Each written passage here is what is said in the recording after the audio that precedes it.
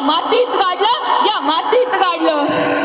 मुलांनो, तो संभाजी राजा ज्या माणसानं आयुष्यात पहिल्यांदा आईला गमावलं, बघता बघता संभाजी महाराजांचं वय वाढायला लागलं.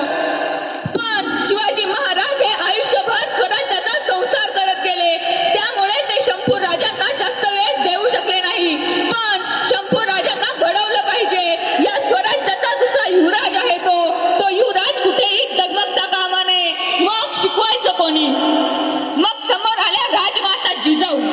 ज्या जिजाऊनं शिवाजी राजा घडवला, ज्या जिजाऊनं या हिंदुस्थानाला पहिलं स्वातंत्र्य दिलं, ज्या जिजाऊनं पुण्यामध्ये सोन्याचा नांगर फिरवला, त्या जिजाऊ आल्या आणि म्हणाल्या मी शिकवणार शंभूराजांना. आणि शंभूराजांच्या शिक्षणाचा सगळा खर्च राजमाता जिजाऊ यांनी उचलला. शंभूराजांना 16 भाषा त्यांनी त्यांच्या मार्गदर्शनाखाली शिकवल्या. एवढंच नाही, राज्याभिषेकावेळी छत्रपती शिवाजी महाराजांचा एक इंग्रज अधिकारी होता. तो इंग्रज अधिकारी असं सांगतोय की संभाजी महाराजांनी माझ्यासोबत इंग्रजीत संवाद साधला. याचा अर्थ संभाजी महाराजांना इंग्रजी भाषा सुद्धा येत होती. एक नाही, दोन नाही, तीन नाही, चार नाही, तब्बल 16 भाषा संभाजी महाराजांना येत होत्या. 16 भाषांचं ज्ञान त्यांच्याकडे होतं. आज आपल्याला किती भाषा येतात? विचार केलाय कधी?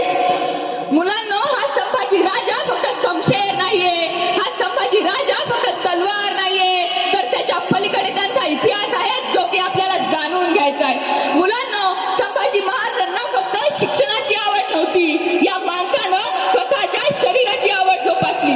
संभाजी महाराजांना ढोल ताशा, संभाजी महाराजांना भालाफेक. तत्कालीन काळात त्यांच्यासारखा घोडा कोणी चालवत नव्हता. तत्कालीन काळात त्यांच्या इतका वेगवानपणे घोडा पळवणारा आणि रणांगणावरती पळत्या घोड्याला डोळ्याची पापणी लवते ना लवते तोपर्यंत 2 पायांवर गरगर वळवणारा या जगाच्या पाठीवर एकच राजा झाला, आणि त्या राजाचं नाव म्हणजे धर्मवीर छत्रपती संभाजी महाराज.